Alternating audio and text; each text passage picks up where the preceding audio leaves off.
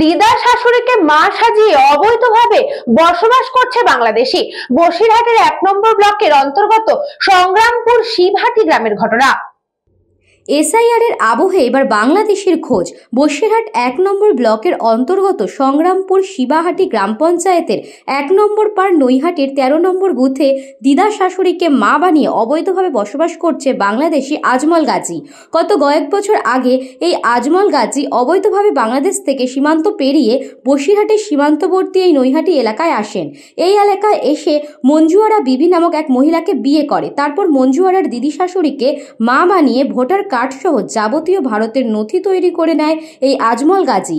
স্থানীয় বাসিন্দাদের দাবি, শাসক দলের নেতাদের সাহায্য নিয়ে এই বাংলাদেশি আজমল গাজী কয়েক বছরের মধ্যে ভোটার কার্ড সহ যাবতীয় ভারতের নথি তৈরি করে ফেলেছে। বর্ডারে আসার পরে পরবর্তীতে যে বর্তমান আমাদের বাংলার সরকার, এদের যারা পার্টি করার নেতাগোতা আছে, পঞ্চায়েত প্রধান থেকে ধরে বিভিন্ন রাজনৈতিক নেতা, এরা পরিকল্পনাভাবে টাকার বিনিময়ে Aadhaar card, ration card, voter card, এমনকি প্যান কার্ড, সাথে সাথে 5 বছরের মধ্যে পাসপোর্ট হয়ে গেল। যারা আমরা ভারতীয়রা পাসপোর্ট পাচ্ছি না, ওরা পাসপোর্ট পর্যন্ত পেয়ে যাচ্ছে।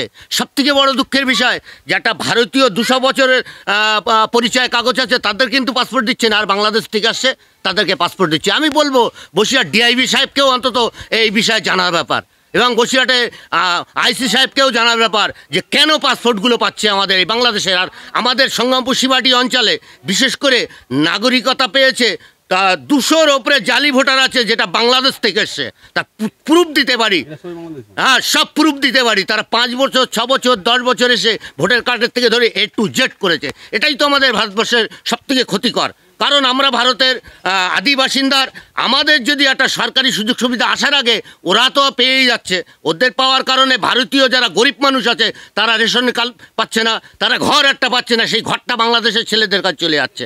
একটা কোনো কিছু চাকরি গেলে চাকরিটাই তারা পেয়ে যাচ্ছে। তাহলে টোটাল পেপার যদি সেই বাংলাদেশের লোক পেয়ে যায়, তাহলে ভারতীয় গরিব মানুষেরা কী করবে? এরা কি ভিক্ষে করবে? এরা কি বিদেশে গিয়ে ভিক্ষে করবে?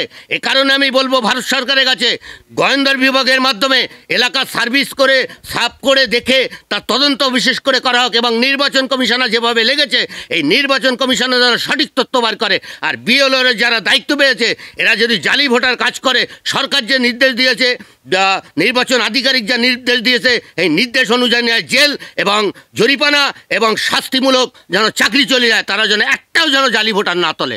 বলেছে যে আপনি যতগুলো ফর্ম পেয়েছে, আমাকে বারে বারে বলা হচ্ছে ফর্মগুলো ডিস্ট্রিবিউট, ওখানে 0 দেখান।